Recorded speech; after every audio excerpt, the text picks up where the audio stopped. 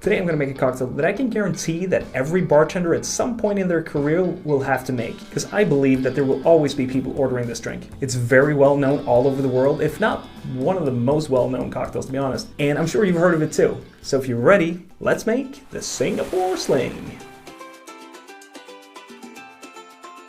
If you want to get straight to the booze and hear less of me talking, just click the timestamps in the description below the video. The Singapore Sling was created sometime right before 1915 at the Raffles Hotel in Sydney. Just kidding, in Singapore. It was made by this gentleman in an attempt to provide women with something that looked like fruit juice but had alcohol in it. You see, at the time it was frowned upon for women to drink in public. I don't know why that changed. Just kidding, just kidding. I love when women There are many recipes out there for this cocktail, but I'm going to show you how I make mine, and it's not that far from how they make it at Raffles Hotel today. Actually, I'll put a link down below so you can see how they make it.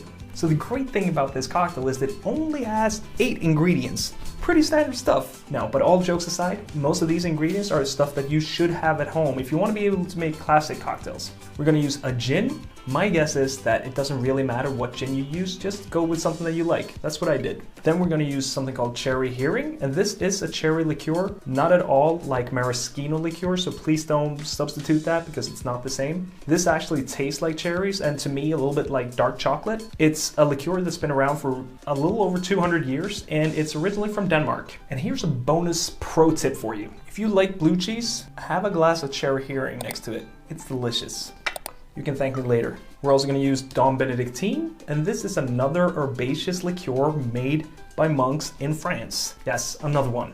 Just like chartreuse. Tastes differently though. And an orange liqueur, I'm using Combier, Angostura Bitters, Grenadine, pineapple juice, and lime juice. And that's it. Like I said, pretty standard. We're going to start with 1 dash of Angostura Bitters, 1/4 ounce of Grenadine,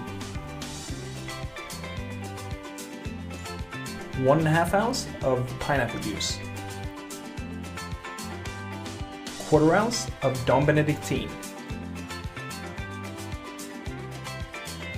1/4 ounce of cherry Heering, 1/4 ounce of your orange liqueur, 1/2 ounce of lime juice, and 1.5 ounce of your gin.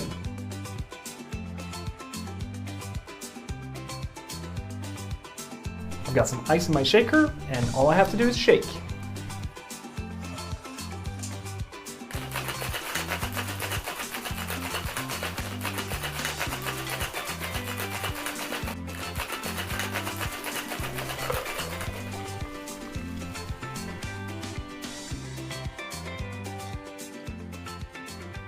This is one of those cocktails where I will roll my eyes internally when a guest orders it, because it's never casually like, I'll have a gin and tonic, a beer, a glass of wine, and a Singapore Sling. They always have this look on their face as if, I'll have a Singapore Sling. Let's see if he knows how to make it. Or, I'll have a Singapore Sling as if it's the greatest cocktail in the world. It's pretty funny, actually. All right, you freaks, let's give this a try. Yeah, this is good. This is really good. It is what it is. It's a fruit punch with a little bit of spice from the Benedictine and from the Angostura. It's really good, you know? It's one of those cocktails that you should try, but I do recommend making it yourself. Like I said, these ingredients are stuff that you need anyway. If you ever had a Singapore Sling, let me know what you think of it.